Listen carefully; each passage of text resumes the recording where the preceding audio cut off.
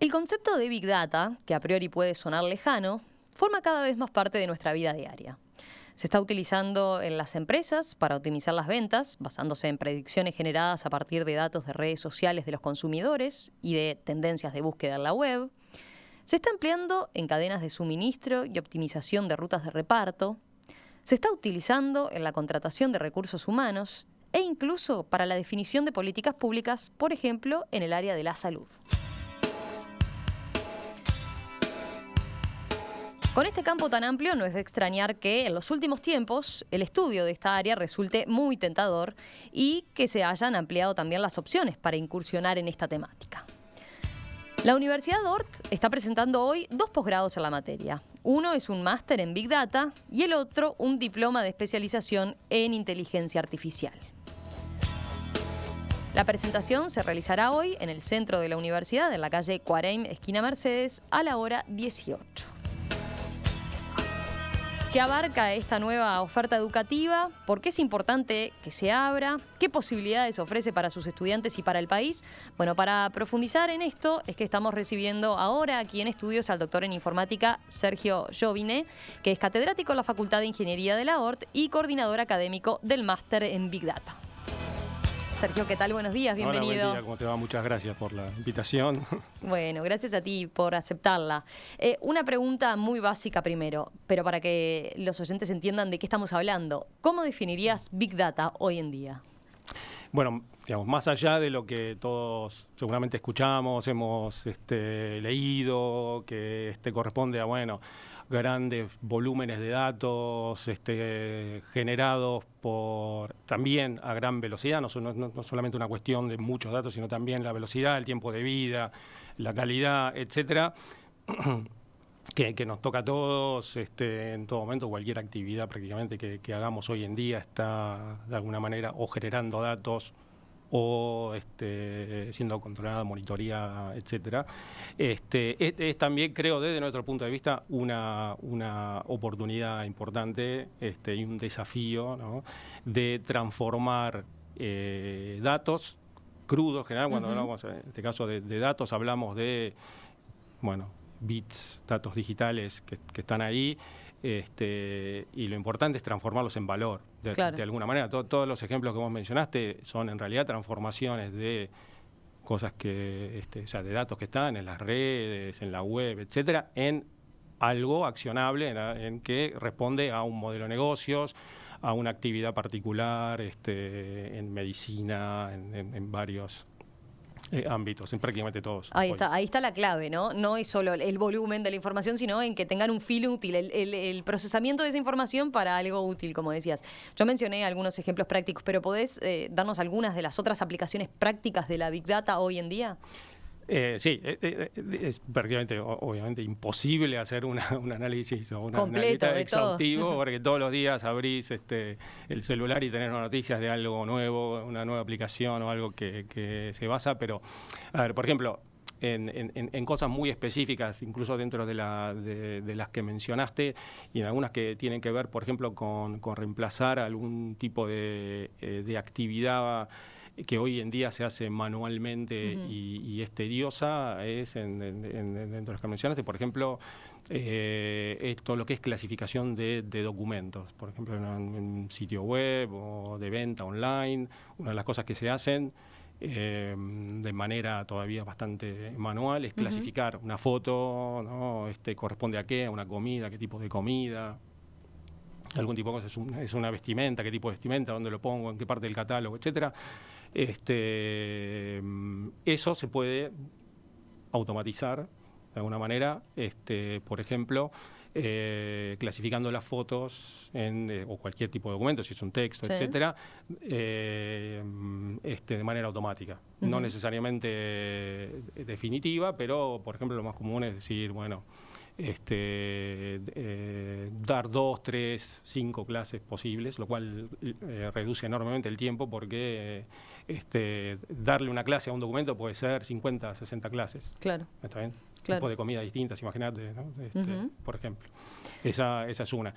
Otro ejemplo en otros ámbitos, por ejemplo, un poco más en el ámbito de la medicina, por ejemplo, puede llegar a evitar hacer ciertos estudios que pueden llegar a ser invasivos, ¿no? Se puede llegar a evitar, claro, digamos, a obtener cierta información por el análisis de los datos que evitan hacer un estudio invasivo y después hacer algún estudio, análisis o algo que requiera invadir. Digamos. Claro. Ya que mencionabas el campo de la salud, leía que otro de las vertientes, por ejemplo, es utilizando Big Data, uno puede llegar desde la política pública de la salud, por ejemplo, a predecir brotes de determinada enfermedad, ¿no? O determinado, o sea, actuar con anticipación, anticiparse a ese brote que puede surgir, ¿no? A raíz de tener, información sistematizada y procesada de lo que ha pasado, por ejemplo, con la gripe años atrás, ¿no? Sí, exactamente. Como uno de los ejemplos concretos, son diferentes usos. Uno es el diagnóstico, que podría decir la descripción, el diagnóstico. Después está un poco más la predicción anticipada y yendo un poquito más allá, incorporando algunas técnicas un poco de inteligencia artificial, poder llegar también incluso a actuar en ciertos momentos. Ahí está, bueno, ya que lo mencionaste, la otra pregunta, te había pedido la definición de Big Data, pero también te iba a pedir lo mismo por el otro lado, ¿no? ¿De qué hablamos cuando hablamos de inteligencia artificial y en qué aplicaciones podemos verlo de manera más tangible, ¿no? Sí, inteligencia artificial es un ámbito, digamos, un área bastante, o es un término, digamos, que da para mucho, da para ciencia ficción, da para un montón de cosas. En el contexto en que lo usamos concretamente es más bien la posibilidad de construir algoritmos, ¿no? O algún tipo de dispositivo que especializado en una tarea concreta y específica. Puede ser, por ejemplo, la clasificación de imágenes, ¿no? Pero, guiado ¿por qué? Guiado por algún criterio concreto, objetivo, ¿no? Y sobre todo con la posibilidad de aprender de los errores que comete. Ese es un poco el elemento central, ¿no? La posibilidad de que no es un algoritmo que siempre te va a decir lo mismo, claro, siempre va a ser lo mismo, sino que, si se equivoca, va a ir aprendiendo. Tiene la posibilidad de aprender en función del retorno que tenga, del feedback que tenga. Y ese algoritmo, por ejemplo, cuando decías lo de la clasificación, se lo puede construir diciéndole, cada vez que veas una foto que tenga una persona de ojos azules, clasificala en tal lado, por ejemplo. Bueno, tenés una parte que es lo que se llama el entrenamiento, que es a partir de los datos conocidos, como el algoritmo construye su conocimiento de la realidad que ve, y después está cuando ese algoritmo pasa a la acción y pasa a predecir de manera autónoma, y después está el retorno, cuando ya sea por más datos que recibe o por algún otro mecanismo, ya sea un humano u otro sistema que le dice te equivocaste. Claro. Y esos datos, hay otra vez una fase de entrenamiento, ¿no? Y de aprendizaje para mejorar su predicción. Pero siempre está ahí, con voluntad de aprender. Claro, exactamente. y de mejorar exactamente. Eso es un poco lo que distingue a los algoritmos de inteligencia artificial de los clásicos, un poco los que estamos un poco más acostumbrados, capaz. Estos conceptos y estas áreas que venimos mencionando, hay muchos oyentes que pueden decir, sí, venimos hablando son cuestiones que vemos en la vida diaria. Yo mencionaba en el arranque algunas cuestiones concretas, como pueden ser algo simple como en las compras que hacemos en el día a día, ¿no? Las empresas cómo optimizan lo que son sus decisiones de stock, de las preferencias, predice cuáles son las preferencias de los consumidores y demás. Pero si lo bajamos a Uruguay, ¿qué tan desarrollado está este campo? ¿Cómo dirías qué tan desarrollado está este campo en lo que son el día a día de la vida empresarial, ¿no? Hay empresas que estén apostando realmente a desarrollar algoritmos para que les permita optimizar su actividad en algún campo. En general, creo más que el desarrollo en sí mismo de algoritmos, la apuesta está en el uso de ciertos algoritmos y modelos conocidos en ciertas aplicaciones, para los cuales en realidad lo más importante ahí son los datos que las empresas tienen. Concretamente, digamos, en términos generales, hay un interés bastante importante en todo lo que es los bancos para la detección de fraude, lavado de dinero, fraude de tarjetas bancarias. Eso es algo que comparten también los bancos con todas las empresas de venta online. Este tipo de incluso para detectar morosos, por ejemplo. Bueno, concretamente, no sé, uno de los temas particulares es que más que les interesa también es la fuga de clientes. ¿No? Hay predecir básicamente si alguien si algún cliente se va a ir. Claro, o si voy al banco y pido un crédito, quiero pedir un crédito, ver mi historial de información, a ver cómo me he comportado como deudora en otros casos, ¿no? Sí, ese tipo de... Así que ahí en el sistema financiero y en ventas online está muy desarrollado. Sí, de hecho, digo, si miro el grupo de estudiantes que ya están cursando en este momento lo que es el diploma de especialización analítica de Big Data, que es el precursor del máster que estamos presentando ahora, tenemos muchos estudiantes que vienen de los bancos, también de las empresas financieras, AFAP, por ejemplo, y de las de venta online. Digamos, en términos de grupo humano y de recursos humanos, es como los grupos más importantes. Así que ustedes en la ORT ya lo habían detectado como un tema de especialización y para poner el foco en un primer momento como diploma, ahora dan este otro paso, ¿no? Incorporándolo haciendo un máster en Big Data. Pero el diploma había surgido en 2017, ¿no? Sí, nosotros comenzamos en 2017 con el diploma, pues ya habíamos visto, sentido la necesidad de realmente proveer una formación consistente, exhaustiva. Uno de los objetivos que tiene, que lo continuamos con el máster, es que es transversal. Con respecto a otras formaciones que hay, en el sentido que tratamos de cubrir todos los aspectos, y el plan de estudios de alguna manera obliga al estudiante a incursionar en temas que por ahí no necesariamente son los que digamos, están vinculados con su formación o con su objetivo principal, por el simple hecho de que es importante conocer, tener una visión amplia del tema. ¿No? O sea, no se concibe un analista de datos que esté trabajando con su notebook totalmente disociado de lo que es la toma de decisiones del negocio y de lo que es la infraestructura de software subyacente. Entonces, la idea es justamente tener esa visión transversal y la posibilidad de que el estudiante se forme en todo y tenga un conocimiento completo y después, bueno, la profundización y todo lo demás vendrá también con el uso, con los objetivos personales, particulares, ¿no? Básicamente, ¿cómo se compone el plan de estudios de este máster en Big Data? Nosotros tenemos tres áreas. Una área que es lo que llamamos de analítica, que en realidad está realmente orientado a todo lo que es aprendizaje automático e inteligencia artificial. Segunda es lo que llamamos de gestión, que tiene que ver desde la gestión de proyectos hasta la gestión y gobernanza de datos en el contexto de Big Data, que son aspectos que muchas veces se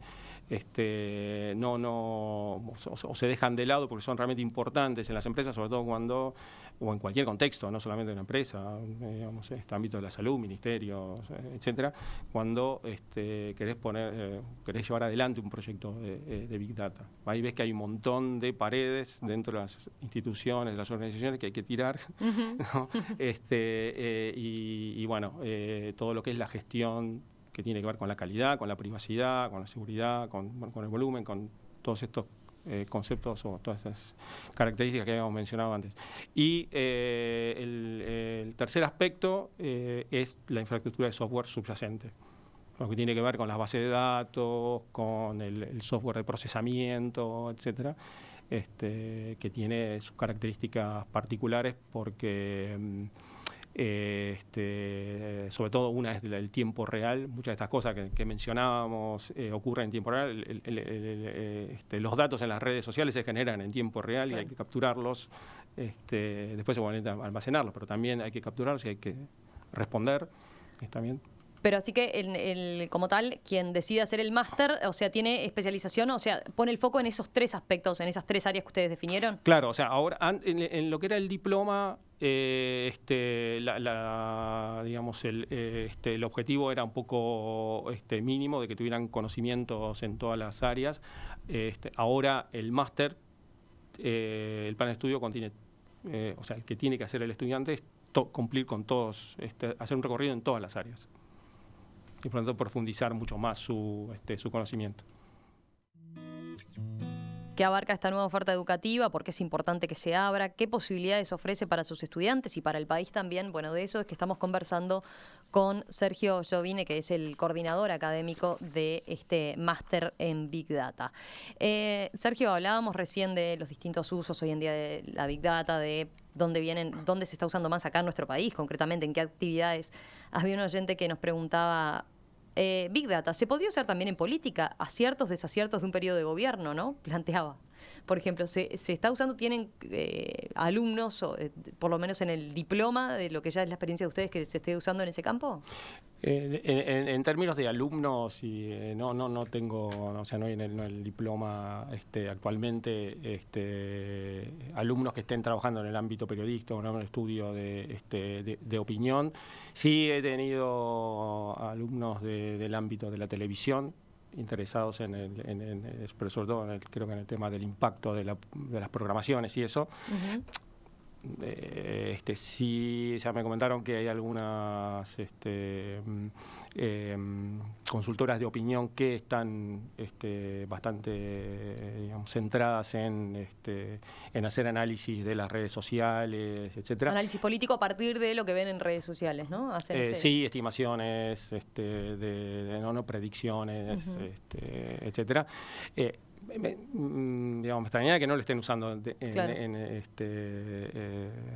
de alguna manera, al menos para sí, para es un área dirigir. donde claramente acá en algunas campañas en particular se está usando claramente, pero digo a nivel internacional hemos escuchado que se explota mucho más esta herramienta desde el punto de vista político, ¿no? Sí, probablemente a nivel internacional el evento más conocido fue la campaña de Trump. Claro. Y sí, o sea, tomar la temperatura, digamos, sí, a través de las redes sociales es algo que se hace en todos los ámbitos, incluido el ámbito político. Uh-huh. En el curso encaran algún debate en torno a la ética de la cosecha de datos, por ejemplo. Es un tema interesante. No hay, en cuanto al plan de estudios propiamente dicho, una materia, un contenido, pero sí en todas las materias lo tratamos de manera transversal a través de casos de estudio, de ejemplos, discusiones en clase o de lecturas. Uh-huh. En particular, el tema concretamente se trata dentro de lo que mencionaba al principio de la materia gobernanza, uh-huh, de datos, donde se tratan específicamente los diferentes criterios de calidad de los datos y de la gestión de los datos, y bueno, la ética es parte, digamos, de eso, incluyendo también la seguridad y la privacidad. Concretamente, la duración del máster es de 2 años, ¿no? Bueno, sí. El plan de estudio tiene una duración nominal, digamos, de 2 años. Está pensado, es presencial.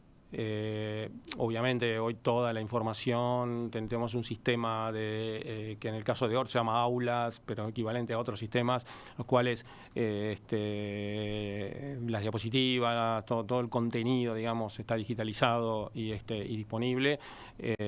Los estudiantes tienen acceso a eso 24 horas sobre 24. Así que, pero sí, es importante todo lo que es la discusión con el docente, porque va más allá también del contenido del curso, tiene que ver con la experiencia profesional, la aplicación de ciertos algoritmos, métodos, software en casos concretos, etcétera. ¿A qué público va dirigido específicamente y con qué preparación también, con qué nivel de grado tienen que llegar a la maestría? Esa es una de las primeras preguntas que me hacen. Lo que yo les digo como la persona a la que está dirigida es a la que tiene interés, como decíamos antes, en transformar los datos en algún tipo de valor. Eso es como el público objetivo. Concretamente, después puede ser... puede venir del área de ciencias económicas, de ciencias sociales o el ámbito de la ingeniería o incluso de la medicina. En términos obviamente el contenido es técnico. En comparación por ahí con otros posgrados por ahí más orientados al ámbito de los negocios o las aplicaciones específicas. Esto es realmente técnico y realmente esa pregunta siempre oculta. ¿Hay que programar? Sí, hay que programar. Lo que yo también le digo es, obviamente el que llega sin saber programar no es que va a salir un experto en programación, desarrollador como un ingeniero en sistema que requiere 6 años, ¿no?, de formación, etcétera, pero sí va a saber programar en el ámbito de la utilización de datos en el contexto de Big Data, que es el objetivo. Y de hecho lo constato diariamente de estudiantes que tienen una formación previa de contadores que terminan programando y muy realmente enganchados con la programación. Sí. ¿Existe ya un cuerpo docente preparado o tienen que buscar profesores en el exterior, por ejemplo? Las dos cosas, o sea, igual los que vienen del exterior están preparados, sí, obviamente. Claro. Sí, tenemos docentes que vienen de Argentina, de Buenos Aires, que son docentes en algunos otros másters en el área, o también profesionales con amplia, digamos, experiencia en el uso práctico cotidiano de este tipo de tecnología, y docentes de ORT, algunos de los cuales, bueno, digamos, se han formado en otros programas de maestrías y eso de ORT. ¿Qué dedicación implica, más o menos? ¿A cuánto le tiene que dedicar de estudio el alumno? En un, formato normal, o sea, sobre el cual, el que es la base, que son haciendo 3 cursos por semana y por semestre. Los cursos son, como en una facultad, o sea, no son cursos intensivos sobre una semana, sino se desarrollan a lo largo de un semestre. Eso permite también madurar los contenidos, poder hacer interacciones entre diferentes materias, etcétera.